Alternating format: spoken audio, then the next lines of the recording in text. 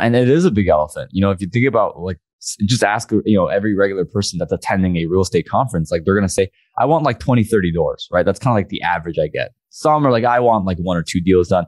Some people are like, I want to be the next like Ken McElroy, right? Or like, or the next Whitney Sewell, right? Like to their credit. So it is a big elephant. But, for me, one of the things I did is reverse engineer my goals into my most desired, highest performing action step is what I did. Do you set goals or New Year's resolutions? Well, our guest today is going to help you to think differently about those things and how you pursue those things. He's going to help you to reverse engineer it, but in a way that I've not heard many people say before. And I know you're going to learn a lot. I love making things simple. I love thinking about, man, what is it today that's going to move the needle for me? Or tomorrow, or if I keep these same tasks going, that's what I need to be focused on and not getting distracted. And what are those things for you? Our guest today, Daniel Kwak, he is going to help you think through that. Motivated by continued financial hardship throughout his life, Daniel started learning about real estate investing. And at age 26, Daniel founded Myota Partners Capital, a core satellite fund that has introduced the equities and management model into the real estate space for the first time. Daniel and his brother currently run an online financial education company, along with a YouTube channel, the Kwak Brothers, that currently has over 100,000 subscribers. But Daniel's going to go into numerous things today. But a big thing, man, is how do you think about where you're trying to go and how you're going to get there? I know you're going to learn a lot, and it's going to help you to really think about what you're doing today. And is that helping you to get to that final destination you're looking for? Daniel, welcome to the show. Honored to have you on. Just after reading a little bit about you, I know you're motivated. I know you're somebody that thinks big. You go tackle things that maybe most people wouldn't tackle or wouldn't attempt to tackle. So I like talking to guys like that and gals because I feel like I relate to that, and I want to go after it, right, and make big goals. I feel like you've done that, and so give us a little bit about your focus, your business model, maybe your background. Let's talk about that. Yeah. By the way, I love that you said the hard runner, the motivated, and that's something that I've actually been reflecting on recently. I have a lot of friends who are, my age, but we're all crushing it in the field of entrepreneurship. And one of the things we talk about how is all of our lives, and there's 3 friends I'm thinking about in particular. I have a buddy named Chris, Kevin, and a buddy named Alex, and every single one of them run probably an 8-9 figure company. So we're all kind of we're all peers, and we're all kind of going the same place, but at the same time, we're all in our late 20s. But one of the things we talked about, and you reminded me of it, so sorry if I'm going off on this wild tangent that you'd expect me to go to, but I feel like our generation, we're so enamored by the whole Gary Vee philosophy, right? The whole hustle 18 hours a day, you eat ramen noodles and all this stuff, boom, boom, boom. And we're talking about that's awesome and that's attractive because I think people are attracted and they fall in love with the idea of being told that they need to work harder. Because a lot of us have this narrative, right? And these concepts like imposter syndrome wouldn't exist if this narrative wasn't in our head. But there's this narrative that we feel like we're not good enough. And we feel it, our wives feel it, our friends feel it. Like every single human being, 90% of us at least have this narrative playing in our head that to some degree that we're not good enough. And I feel like when someone like Gary Vee gets on stage and just goes, well, you're not good enough. You have to work harder. You have to work 18 hours a day. That's what a lot of times us millennial entrepreneurs, we are attracted to. But there's another guy that not a lot of people know, a guy named Dan Kennedy, who, is one of like the big, like the godfather of marketing, right? And he was arguably one of the most successful people in business. And it's crazy that not a lot of people know who he is. But I mean, his whole philosophy is like, no, like you get as much done as you can in 8 hours because, I got to be on horses by the time it's 4 p.m. And, he talks about the idea of learning how to do in 4 hours what it takes most people 10 hours to do. And that's actually what I personally experienced when I got married. When I was dating, when I was single, I would work the 14, 15, 16 hours a day, like the whole Gary Vee, you go get it, get after it, motivation, stay hard. Right. And then when I got married, I was worried that we were going to actually, lose revenue. I was worried about that I was going to be less productive. And I was in a position where I can only work 9 to 10 hours a day. And surprisingly, our revenue almost doubled year over year. And I was significantly more productive because I told myself, all right, I got to find what it means to get done in 7 hours, 8 hours, what it usually takes me 20, 30 hours to do. That was one of the things that led me to hire a performance coach. And not only that, but really just sit down and learn what it means to slow down. But in exchange, know that I'm going in the right direction. I think a lot of real estate entrepreneurs are running 120 miles per hour right now in the wrong direction. And I'm not talking about, just buying really bad deals during a market crash. I'm talking about in every aspect of life. So again, sorry about the tangent, but to answer your original question, Whitney, what's my business model? What's my specialty? So I've done a lot of different things in real estate. So I started a real estate fund about 4 years ago. That's a 506c. And we do lending. So we do lending that is collateralized by real estate deals. I myself still do real estate deals as well. I target 50 plus unit buildings. I'm currently going after or helping somebody acquire a 98 unit building. And, they graciously offered some GP shares to me. And then I'm going after some other, 80 something units and whatnot. But obviously, just based on today's investment landscape, I'm very selective and I'm very choosy about how I structure those deals. So on top of that, I've got a nice YouTube channel that's kind of like my hobby. We talk a lot about geopolitical finance and we talk about just fun stuff, things that I personally find very interesting. And then my brother and I have a couple of finance companies as well on the side. Nice. No, honored to have you on. And I appreciate the tangent as well, because I think we can all relate to that, in a big way, or to some degree anyway. And I want to focus on that just a moment, because I think it's crucially important as we get married or we have kids, and just the mindset of, man, you thought that you were going to lose revenue, but it actually doubled. And I find that, man, it's, we can, you talked about, you just run, almost the wrong direction. It's like running on a treadmill, right? You're not going anywhere. I want to harp on that almost just a moment, or let you, what did that look like? What changed for you? It almost takes something like that to push us to a whole nother level. So we think differently about things. So it pushes us to do things, right, that much more efficiently than maybe we would have. And so what did that look like for you, Daniel? How did you, learn to double down on things in a way, or change the way you looked at goals that were maybe really big, or tasks that would have taken, you said, 24 or 23 to 30 hours, something like that, but now you can do it in, a fraction of the time. What does that look like? How did you learn to do that? Help us to think through that. I think first and foremost, the entrepreneurial culture of today, they don't reward that, because if you think about on social media, on platforms, on public platforms, the internet, just period, we reward short-term success. And a lot of times, when people fall, we don't post about that, right? Like we don't share anything about, oh, hey, I lost half my portfolio because of this, because of that. So just people assume that speed is always better than direction. So I think a lot of entrepreneurs would be surprised how much more efficient they could personally be if they just sat down for 30 minutes a day and just said, okay, here are my 3-4 biggest projects that I currently have that I have to do the next 7 days. For me, what are my own ideas on how I can do them better, faster, more efficient? And number two, who are the people that have done these tasks before that can help me do it much better? And for me, that was one of my biggest cheat codes, right? And I'm all about cheat codes. I remember when I used to play video games as a kid, like I would only play if I had cheat codes. Like there would be no playing the game, it's in a normal way. I'm like, no, forget that. Like give me the cheat codes. So one of my cheat codes has been developing relationships with people who have, just gone before me, mentors. And every task that I do, what I call the KPIs, right? What people call key performance indicators, I'll bring them to my mentor. And I'll ask them, hey, like, is this the best thing for me to do right now at this moment in this way? And I'll just go crazy with the amount of questions I ask. So really quick story. So in January 2017, January 1st, I did what's called a New Year's resolution. We all do them, right? Like a lot of people are like, well, I want to lose 30 pounds. I want to stop watching this much TV.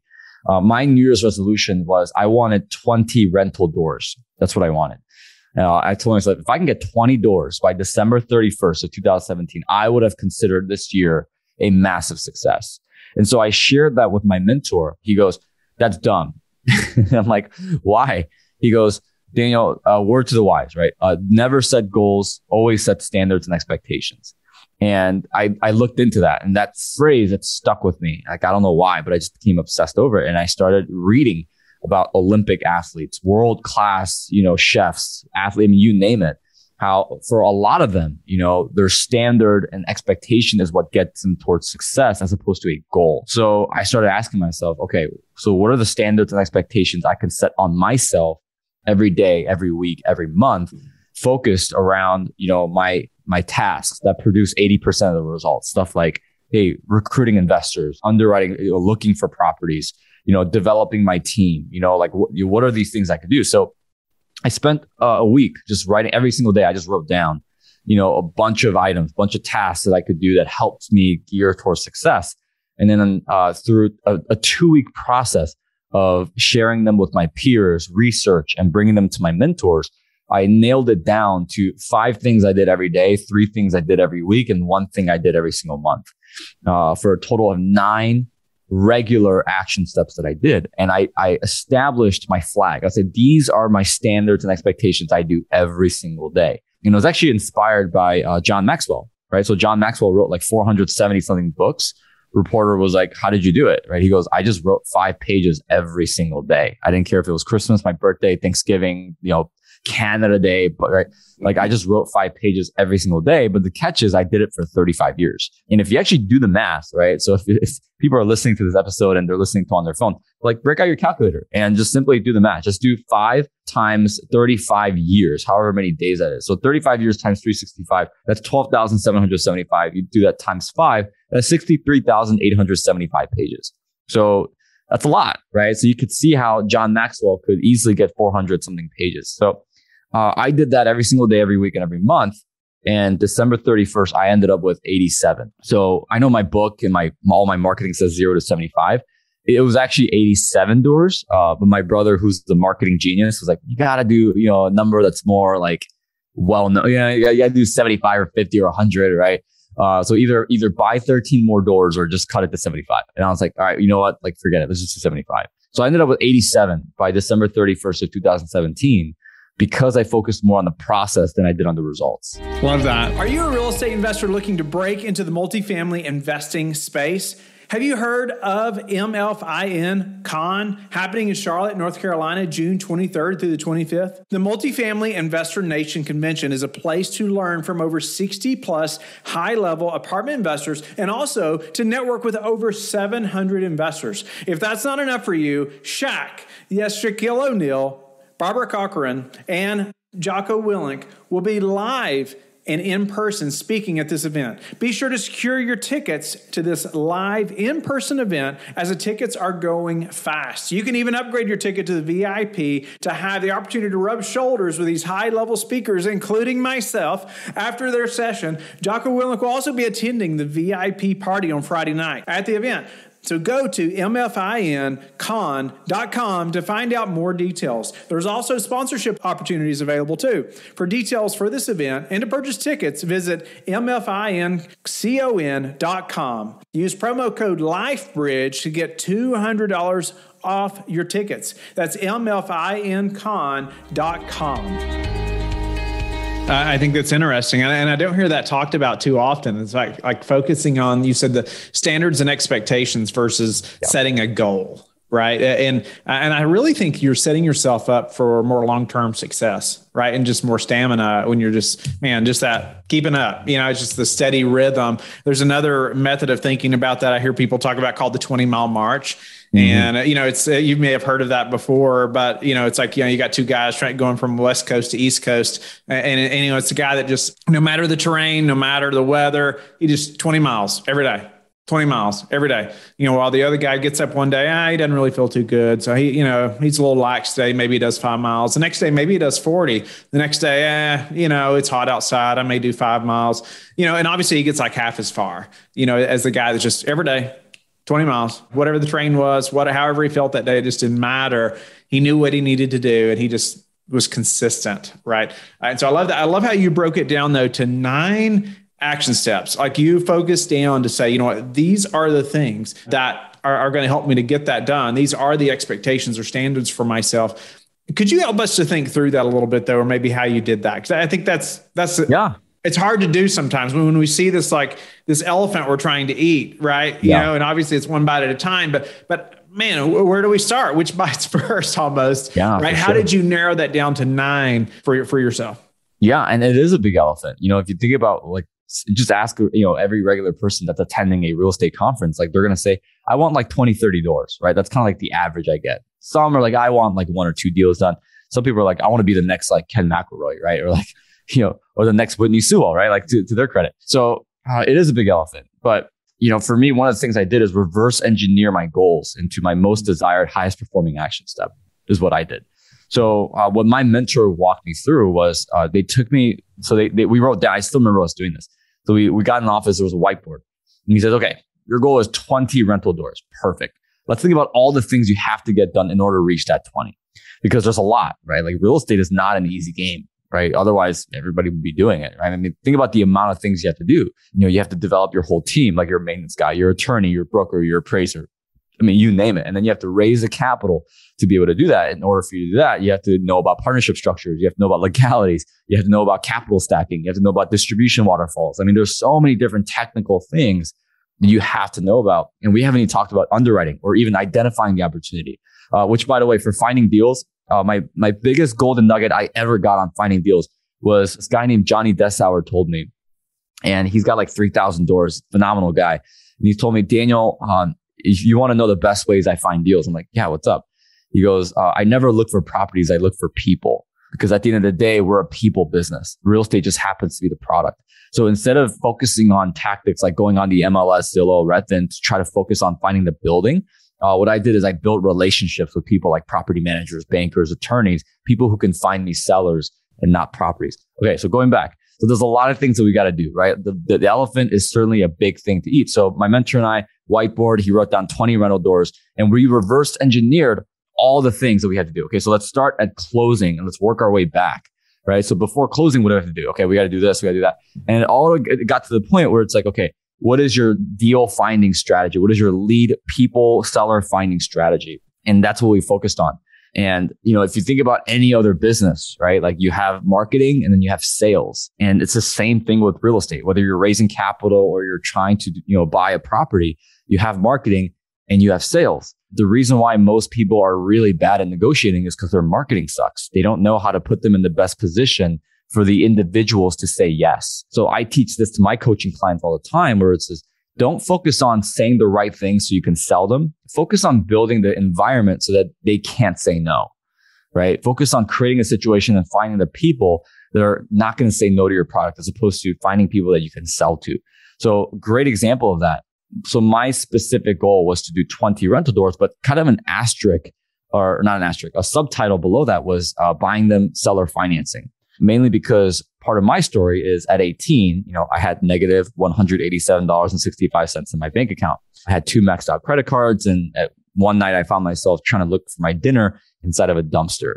So I didn't have the best credit. I didn't have tens of hundreds of thousands of dollars in capital saved up to buy buildings. I didn't have a massive network, So all these excuses that people come up with, well, guess what, buddy? I've gone through them myself in probably worse situation. So I couldn't go to the bank. Like I actually told a commercial lender at one point what my DTI was and, all my financials, and they laughed at me, right? They were like, yeah, no way, kiddo. So for me, like what most people would see as a handicap, I saw it as a benefit, because most people are like, oh, I have to buy them seller financing. I have no choice, right?